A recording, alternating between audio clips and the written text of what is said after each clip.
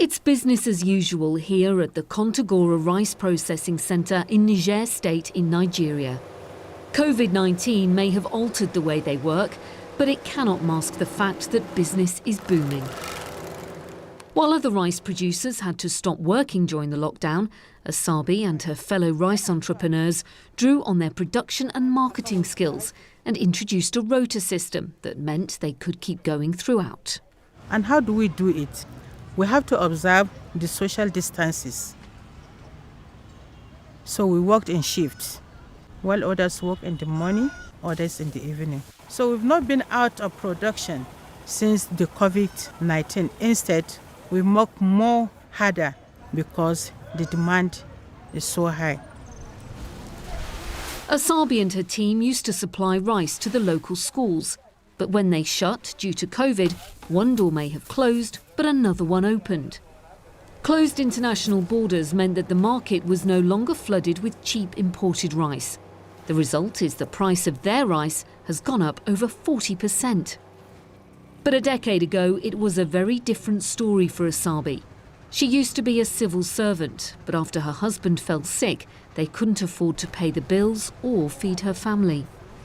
She began processing rice on her kitchen floor, but it's only since joining the Kontagora cooperative 4 years ago that things improved dramatically. Set up with financial support from the Nigerian government and the UN agency IFAD, the International Fund for Agricultural Development, the Value Chain Development Programme has given them training in marketing and finance and access to this rice processing centre. Here they can use equipment such as steaming tanks, parboiling shed and destoners. This has meant she can process 10 times as much rice as before. Better quality and increased production has led to a huge leap in her earnings. She now earns in one day what she earned in a whole month. The new processing methods have also transformed the lives of other rice producers like Aishetu. A widow with 12 children, she had been producing rice for 35 years without making any profit. Lokacin na ba mi jajeli na mi tete ji for the bounty na ibi olu da iche kun ye kun ko gbako ye kafa igadu ya kuda ju ko gbako ka bo ya kun jo to ka mi ti mo de kyan wa bi gile sati ni odubu ye sho. The project has been so successful that many of the women have become local millionaires. Each woman is now earning on average 6 million Nigerian naira a year, more than senior civil servants in the region. They're able to send their children to school and buy homes and cars. The women's resilience and continued productivity during COVID has also earned them a good reputation and new buyers in the local markets. I've been buying it for less than a year. The rice is, the quality is very, very good. The quality is okay.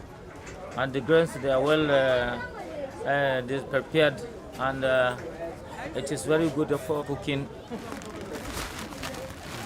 Their productivity not only benefited the market sellers, who can offer a better product, but also the farmers, who receive extra money for their crop. Now Asabi and her fellow entrepreneurs want other local women to share in their success and plan to build another small rice processing factory. My plan is to build that place for them. They are women.